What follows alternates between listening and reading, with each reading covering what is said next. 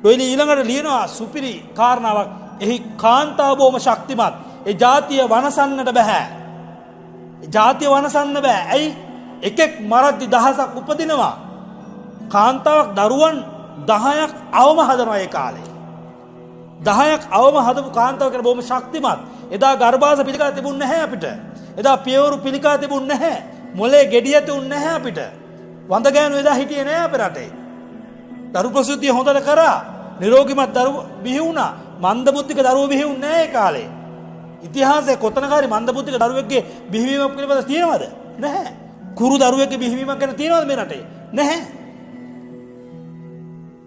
දසමායෝධයන් හිටු ගෝඨයිම්බර යෝධයත් අඩි 5කට වඩා උසයි. ගෝඨයිම්බර යෝධයා. මලගතිය. ඒ නිසා අපි එදා ඒ තරම් පහත් ගන්න හිටියේ නෑ. නමුත් එදා ලිව්වා මේ ජාතිය දරුවන් බිහි කරගෙන නවත්තන්න. මේ කාන්තාව දරුවන් බිහි කරගෙන නවත්තන්න. අදරත් මෙරටේ කාන්තා විමුක්තිය අරගල කරන ඇතම් සංවිධාන වල කියන්නේ කාන්තා අයිතිවාසිකම් දෙන්න උඹලත් පිරිමි වගේ හිටපල්ලා කියලා. නේද? කාන්තාවන්ට අයිති ඒතර නෙමෙයි. පිරිමි සුරක්ෂිත කරන්න අපේ රටේ තව ටික දවසකින් සංවිධාන බිහි කරන්න වෙනවා. ඒ තරම් කාන්තාවන්ගේ අඩත්තෙට්ටම් වෙනවා පිරිමි දරුවන්ට. ඒ තරම් සමාජයේ මහ විෂමතාවයකට ලක් වෙලා. ඒක කාන්තාවක් දරුවන් ප්‍රසූත නොකර සිටීමේ ප්‍රතිඵලය මොකක්ද? ජාතිය වෙනසෙනවා. පැවැත්ම නැති වෙනවා. සදාචාරය පිරිහෙනවා. මිනිස්සු ලෙඩ වෙනවා. අද ඒක වෙලා වසර 215ක් තිස්සේ රටේ මිනිස්සු කොයිතරම් බිඳ වැටෙනවද කියලා කියනවා නම් එක පවුලක දරුවෝ දෙන්නයි හදන්නේ. දැන් දරුවෝ එක්කෙනෙක් හදන තරමටපත් වෙලා.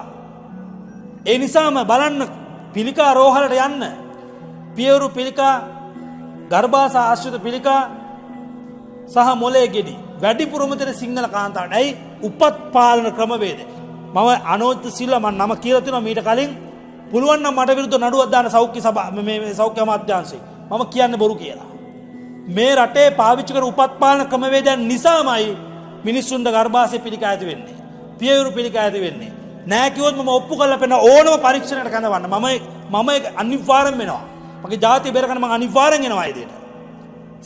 මිනිසුනේ දරුවන් හැදුවත් නැහැදුවත් ඔබේ ඇඟ පිරිහෙනවා, කැත වෙනවා, වයසට යනවා, ජරාවටපත් වෙනවා, මරණයටපත් වෙනවා. ඒක තමයි ස්වභාවය.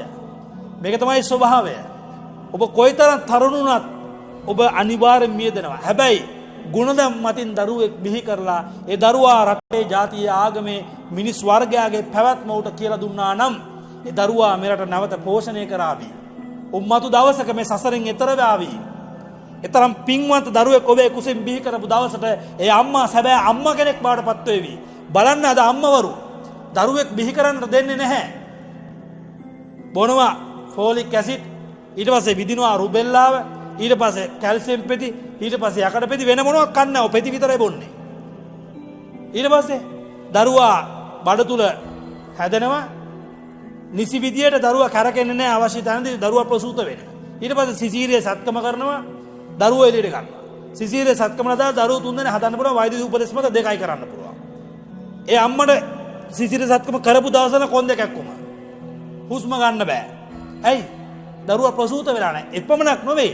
දරු සෙනෙහසක් නැහැ. දරුවෙක් වදන්න ඕන අම්මෙක් නම්. එතකොට තමයි දරු සෙනෙහස උපදින්නේ. දරුවෙක් බිහි වෙන වෙලාවට තනපුඩු වලින් කිරි වැස්සෙනවා. ඒ තමයි සෙනෙහස.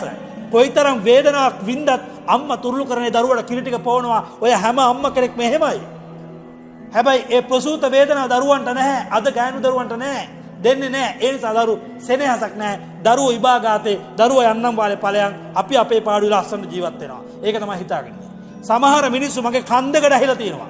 දරුවන් සිසිරෙන් සත්කමෙන් එළියට ගන්න කියලා කියනවා පිරිමියා නැත්තම් සතුටු කරන්න බෑ කියලා. ඊට පස්සේ මේ තරම් කාන්තා සමාජය පිරිහිලා, පිරිමි සමාජය පිරිහිලා මුගේ එක මොහොතක තෘප්තියක් උදෙසා මේ සමස්ත මානව වර්ගයම අඳුරට ඇදලා දාන යුගයක් බවට අපි පත් වෙලා මේ කාගේ උපක්‍රමද? සිදි ජාතිකගේ උපක්‍රම. අමතක කරන්න එපා දරුවනේ. අද දරුවෝ දෙන්නයි තුන් දෙනයි. ඒ දරුවලත් ඔලුවට කොහොමද දාන්නේ?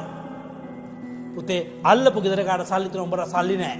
උට වාහනයක් තියෙන උඹට වාහනයක් නැහැ. උඹලා තාත්තා දුක් විඳිනවා. අර ඒක නැති කරන්න ඔබ හොඳට ඉගෙන ගන්න. හොඳට ඉගෙන ගන්න කියන්නේ කොහොමද? අල්ලපු ගෙදර කාට වඩා හොඳ රස්සාවක් කරන්න. අල්ලපු ගෙදර කාට වඩා ලොකු ගෙයක් හදා ගන්න. තාත්තට වඩා ලොකු රස්සාවක් කරන්න. එහෙමයි දරුවගේ ඔළුවට විස බීජ ටික දාන්නේ. එහෙම කරන දරුවා තරග කරන්න පටන් ගන්නවා සදාචාරයේ ශිරිත ආගම දහම අම්මා තාත්තත් එක්ක. අවසාන ප්‍රතිඵලය ඔහු මොළ සෝදන මධ්‍යස්ථානට ගිහිලා එළියට එද්දී ඔහු තුල කුහකෙක්, ඊර්ෂ්‍යාකාරයෙක්, ක්‍රෝධකාරයෙක්, වෛරකාරයෙක්. බලන්න විශ්වවිද්‍යාලයට ගියපුවම පළවෙනි අවුරුදු 3 ඔහු සමානාත්මතාවයෙන් ලෝකෙ දකින්නවා.